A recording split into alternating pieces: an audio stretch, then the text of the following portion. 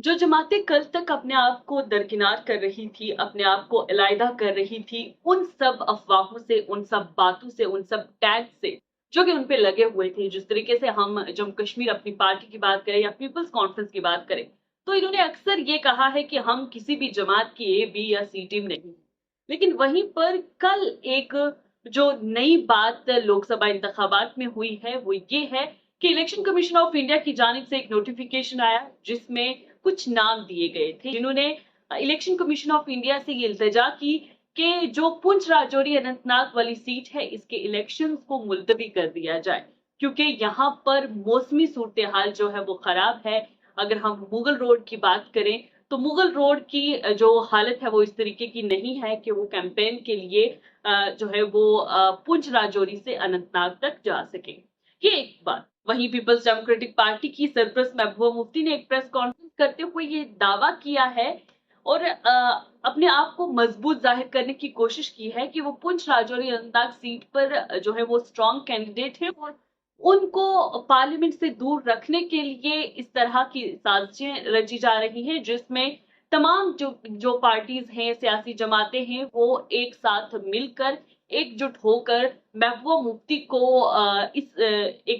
उनके खिलाफ एक साजिश रच कर उनको पार्लियामेंट से दूर करने की कोशिश कर रही है। लेकिन यहाँ पर एक चीज जो बड़ी इंटरेस्टिंग हो रही है कि 8 अप्रैल से, जिस तरीके से महबूबा मुफ्ती ने भी अपनी प्रेस कॉन्फ्रेंस में कहा कि 8 अप्रैल से मुगल रोड का जो काम था, मुगल रोड थी जो, उसको खोल दिया गया आमदोरफ्त के लिए और उसके बाद उन्होंने 15-20 दिन से वो जो है इलेक्शन की कैंपेन में लगी हुई हैं और आज भी अगर हम देखें तो वो जिला पुंछ में है। महबूबा मुफ्ती अपनी कैंपेन करती हुई नजर आ रही हैं। लेकिन वहीं पर अपनी पार्टी पीपल्स कॉन्फ्रेंस और हम कहें कि भारतीय जनता पार्टी या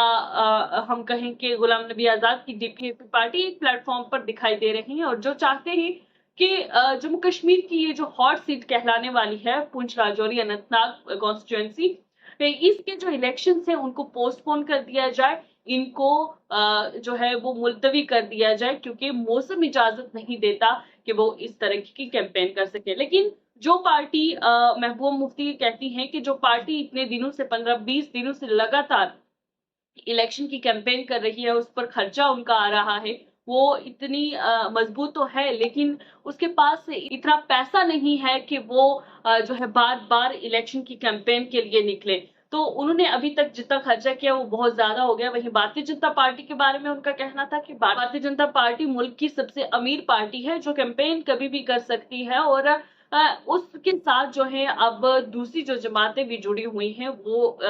इनका ये कहना कि इलेक्शंस को डेफर कर दिया जाए, पोस्टपोन कर दिया जाए, तो इससे जो है नुकसान उन जमातों को हो रहा है जो कि हम कहें कि उन फाइनेंशियली उनकी इतनी हालत बेहतर नहीं है वो कैंपेन कर सके। तो हम देखें कि जिस तरीके से टैग लगा हुआ था कुछ जमातों के ऊपर, कहा जाता था कि ये भारतीय जनता पार्टी की ए टीम है, बी टीम है या दूसरी तीसरी टीम है, लेकिन उसके बाद अब एक जमात, एक ही प्लेटफॉर्म पर इन जमातों को देखकर सवाल बहुत से उठते हैं और ये सवाल कि क्या जो पार्टी कल तक अपने आप को दरकिनार कर रही थी वो आज भारतीय जनता पार्टी के साथ नजर आकर, सामने आकर एक साथ खड़ी होकर ये इस चीज की जो है वजाहत कर सकती हैं कि कल तक उनका कहना कुछ और था, आज कहना कुछ और है।